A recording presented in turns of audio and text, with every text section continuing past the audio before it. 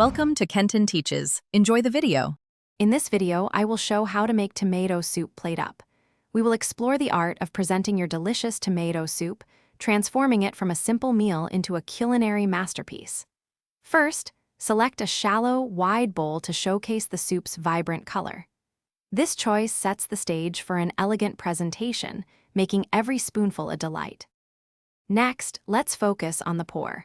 Using a clean ladle, gently pour the warm tomato soup into the center of your bowl.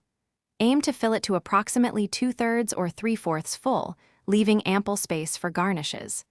This careful technique prevents any spills and ensures a pristine edge, which is crucial for an inviting presentation. Now for the exciting part, garnishing.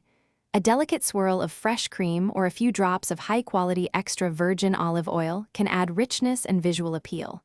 Place 1 or 2 fresh basil leaves or a sprinkle of finely chopped chives precisely on top.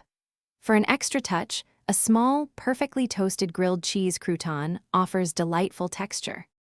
Finally, the finishing touches make all the difference.